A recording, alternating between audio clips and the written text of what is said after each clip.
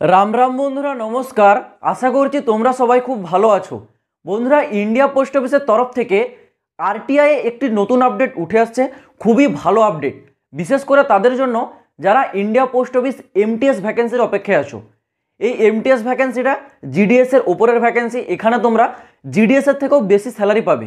তো তোমরা যারা এমটিএস ভ্যাকেন্সি বা গ্রুপ সি ভ্যাকেন্সির অপেক্ষায় আছো, তোমাদের জন্য এটি একটি গুরুত্বপূর্ণ ভিডিও।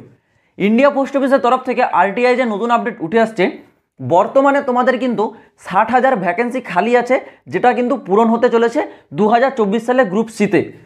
এখানে তোমরা জানো ইন্ডিয়া পোস্ট অফিস প্রতি বছর কিন্তু নতুন নতুন অফিস খুলছে।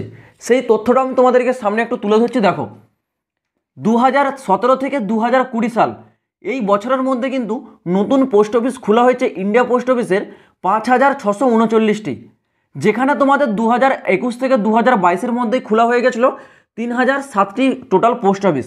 আর 2018 থেকে 2019-এর মধ্যে খোলা হয়েছিল কিন্তু 1,581, অর্থাৎ 1,581টি পোস্ট অফিস। তো তোমরা বুঝতে পারছো, প্রতি বছর কিন্তু ইন্ডিয়া পোস্ট অফিসের নতুন নতুন অফিস খোলা হচ্ছে, নতুন নতুন ব্রাঞ্চ তৈরি হচ্ছে, কিন্তু পোস্ট অফিস গ্রুপ সিতে কোনো প্রকারে কিন্তু কোনো রকম নতুন নিয়োগ হচ্ছে না। জিডিএস পদে যদিও প্রতি বছর হাজার হাজার ভ্যাকেন্সি আসে, কিন্তু গ্রুপ সিতে কোনো প্রকার ভ্যাকেন্সি জারি হয় না। তো এটা একটা তোমাদের সবথেকে বড় সমস্যার বিষয় হয়ে দাঁড়িয়েছে এই নতুন পোস্ট অফিসগুলোর তরফ থেকে। তোমাদেরকে আরেকটা আমি তথ্য দিয়ে রাখি। দেখো, আমাদের কিন্তু বর্তমানে যে প্রেজেন্ট টাইম, অর্থাৎ বর্তমানে গ্রুপ সি, আমি এখানে কিন্তু জিডিএস বলছি না, গ্রুপ সি পদে টোটাল নাম্বার অফ ভ্যাকেন্সি কিন্তু 2,39,715, যেখানে বর্তমানে কর্মরত রয়েছে ক্যান্ডিডেট 1,70,571 জন। কিন্তু এখনও তোমাদের খালি রয়েছে কত? 69,144। প্রায় তোমাদের কিন্তু 70,000-এর কাছাকাছি ভ্যাকেন্সি খালি রয়েছে। তো এইটাই তোমাদের হচ্ছে একটা বড় সমস্যা দেখতে পাচ্ছ, যেটা ইন্ডিয়া পোস্ট অফিস জিডিএসের।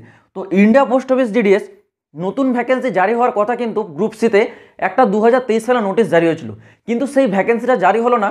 তার যে সবথেকে বড় কারণ, সেটা আমি তোমাদেরকে বলে রাখছি, এই 2024 সালের লোকসভার ভোট। কারণ সরকার কি চায়, ভোটের আগে ভ্যাকেন্সিটা জারি করব।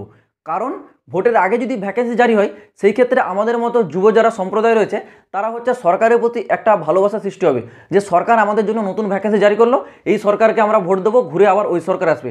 এটাই হচ্ছে সবথেকে বড় একটা বিষয়, যেই জন্য তোমাদের এই 2023-এর ভ্যাকেন্সিটা এখনও জারি হয়নি। এটা তোমাদের 2024-এ জারি হবে, কারণ 2024 সালে লোকসভার ভোট আছে। সরকার চাইবে আমরা ভ্যাকেন্সিটা জারি করি, যাতে ম্যাক্সিমাম ক্যান্ডিডেট আমাদের দলে হয়ে ভোট দেয়। এটাই হচ্ছে একটা বড় সত্যি ঘটনা, যেটা আমি তোমাদের সামনে বলে দিলাম। তো দেখো, ইন্ডিয়া পোস্ট অফিস জিডিএসে তোমাদের গ্রুপ সিতে কী কী ভ্যাকেন্সি থাকছে তোমাদের এমটিএস অর্থাৎ মাল্টি টাস্কিং স্টাফ, পোস্টম্যান থাকবে, মেলগার্ড থাকবে, পিএ অর্থাৎ এখানে থাকছে পোস্টাল অ্যাসিস্ট্যান্ট এবং সল্টার অ্যাসিস্ট্যান্ট। এই ভ্যাকেন্সিগুলোর জন্য তোমাদের কিন্তু 10 পাসেও তোমরা অ্যাপ্লাই করতে পারবে। 12 পাস থাকবে কিছু ভ্যাকেন্সি, এবং কিছু ভ্যাকেন্সি থাকবে তোমাদের গ্র্যাজুয়েট পাস।